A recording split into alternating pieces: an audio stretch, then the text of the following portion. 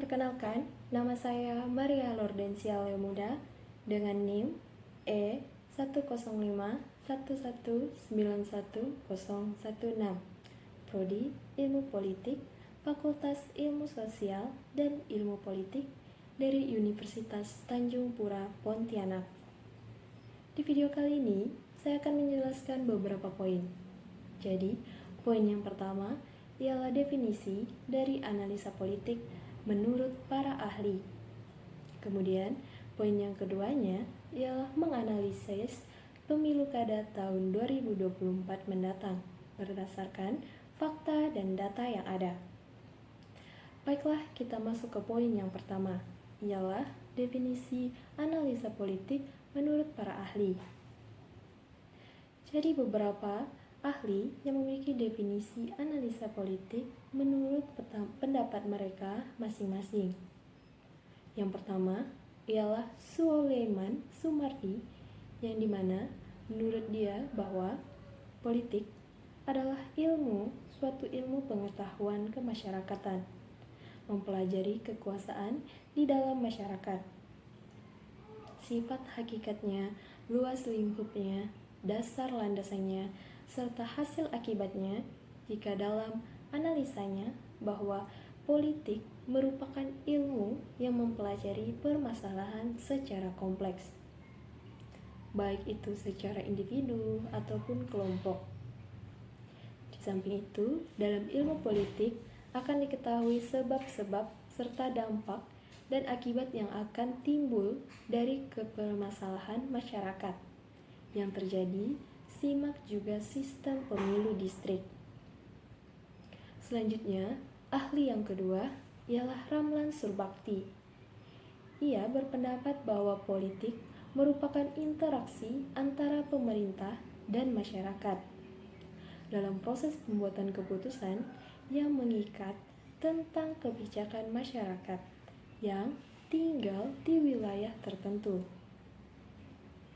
Menurut analisanya, bahwa politik merupakan sebuah hubungan yang terjalin antara pemerintah dan masyarakat dalam membuat tatanan aturan untuk ditaati oleh masyarakat yang tinggal di wilayah tersebut. Aturan atau tatanan tersebut dibuat secara bersama-sama agar tidak menguntungkan salah satu pihak yang ada di dalamnya. Kemudian ahli yang ketiga ialah Miriam Budiarjo. Ia berpendapat bahwa ilmu politik adalah bermacam-macam kegiatan dalam suatu sistem negara yang menyangkut dalam penentuan tujuan dari suatu sistem serta pelaksanaan dalam mencapai tujuan tersebut. Jika menurut analisanya, ialah sistem politik yang dianut oleh sebuah negara yang memiliki berbagai macam kegiatan. Politik mengacu pada usaha yang dilakukan untuk mencapai tujuan pada semua kegiatan tersebut. Simak juga akibat konflik saranya. Selanjutnya ahli keempat ialah Aristoteles. Di sini, ia berpendapat bahwa politik adalah usaha yang ditempuh warga negara untuk mewujudkan kebaikan bersama. Jika menurut analisanya, politik selalu hadir dengan ditunggangi oleh berbagai kepentingan yang memiliki tujuan. Terlepas dari apapun itu, unsur kebaikan selalu menjadi tujuan yang akan dicapai baik oleh subjek ataupun objek politik. Ahli yang kelima ialah Max Weber. Di sini, ia menjelaskan ilmu politik merupakan kemampuan seseorang untuk membuat orang lain melakukan hal yang tidak dikehendakinya. Jika menurut analisanya, politik memiliki sifat persuasif di mana mengarahkan seseorang untuk melakukan hal-hal yang mulainya merupakan sebuah ajakan. Kemampuan ini banyak dimiliki oleh beberapa orang, sehingga tidak semua orang memiliki kemampuan mumpuni untuk menjadi seorang politisi. Kemudian, ahli yang keenam ialah David Aston. David Aston ini menjelaskan politik merupakan studi tentang terbentuknya kebijakan umum. Jika menurut analisanya adalah sebuah kebijakan tentu harus dapat diterima secara umum oleh mayoritas masyarakat seperti tipe-tipe pemilihan umum.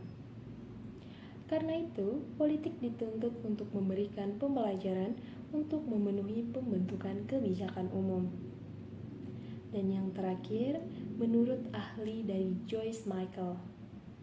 Joyce Michael ini menjelaskan bahwa politik adalah pengambilan keputusan kolektif atau pembuatan kebijakan umum untuk masyarakat seluruhnya. Jika menurut analisanya, bahwa ilmu politik selalu berkaitan dengan kelompok masyarakat dan bukan hanya individualisme dasar.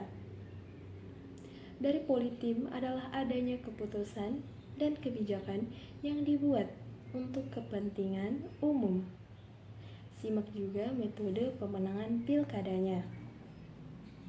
Nah, dari analisa tersebut, saya juga akan menunjukkan beberapa buku yang mendeskripsikan analisa politik.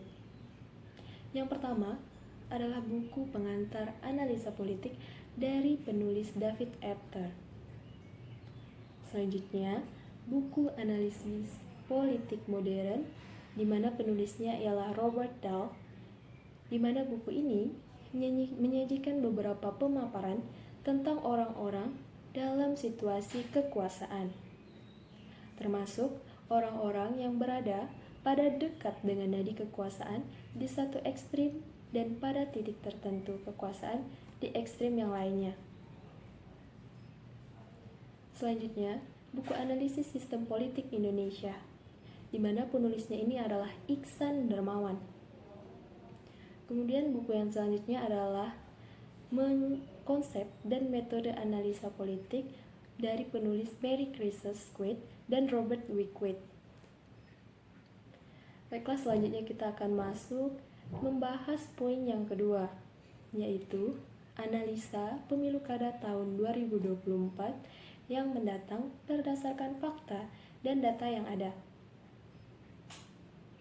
Seperti yang kita tahu, bahwa pilkada serentak pada tahun 2024 ini masih terus didukung oleh para pemerhati pemilu dan demokrasi. Berdasarkan pasal 201 ayat 8 Undang-Undang Nomor 10 Tahun 2016 tentang pemilihan gubernur, bupati, dan wali kota, pemungutan suara serentak nasional untuk pilkada di seluruh wilayah Indonesia dilaksanakan pada November tahun 2024 mendatang. Di tahun 2022, bahwa terdapat 101 kepala daerah hasil pilkada tahun 2017 yang berakhir masa jabatannya. Kemudian 171 kepala daerah dari hasil pilkada 2018 akan menentukan masa baktinya pada tahun 2023 dengan ditiadakannya penyelenggaraan pilkada serentak pada tahun 2022 dan 2023. Maka sebanyak PLT penyelenggara tugas kepala daerah yang akan mengetahui adanya kepala daerah hasil pilkada serentak tahun 2024 dalam pelaksanaan dan kekuasaannya dalam pengisian PLT kepala daerah. Terdapat beberapa partai besar, khususnya partai penguasa, akan diuntungkan jika pilkada tahun 2022 dan 2023 diadakan pada 2024. Partai yang akan diuntungkan adalah partai penguasa. PLT kepala daerah akan dipersiapkan jauh-jauh hari untuk menjadi perpanjangan tangan pemerintah di daerah, sehingga kepala daerah PLT akan bekerja tegak lurus pada sumber kekuasaan dan dapat berdampak pada politisasi ASN. Penulis meragukan kepala daerah PLT bisa netral.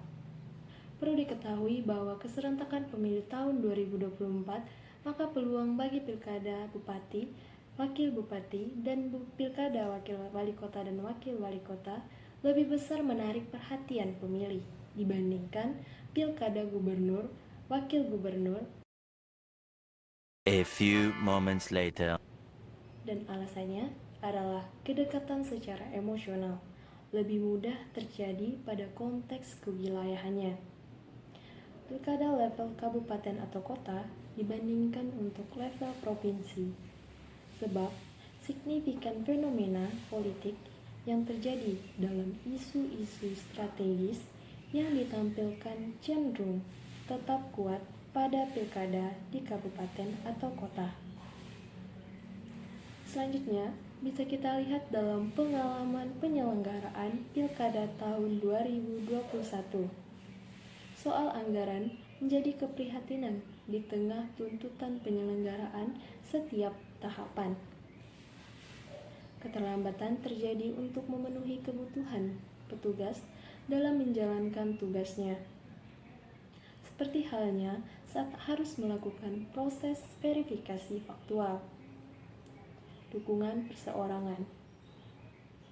Dalam rapat persiapan pemilu dan pilkada serentak pada tahun 2024 yang dilaksanakan pada tanggal 1 Maret 2022, Dr. Haris Moras Mauritis Panjaitan, M.Scdf, sebagai PLH Direktur Jenderal Bina Keuangan Daerah, menyampaikan bahwa pendanaan kegiatan pemilihan gubernur, bupati, dan wali kota yang bersumber dari APBD dalam hal pemerintah daerah akan melaksanakan pilkada serentak tahun 2024 dapat membentuk dana cadangan dengan peraturan kepala daerah sesuai dengan ketentuan peraturan perundang-undangan.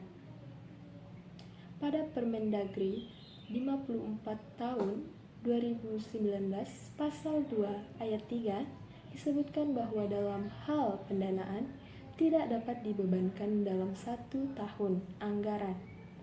Pemerintah daerah dapat membentuk dana cadangan. Baiklah, itu merupakan penjelasan pemaparan menurut pandangan saya tentang analisa politik, dan juga ada beberapa buku yang saya sebutkan tentang deskripsi analisa politik.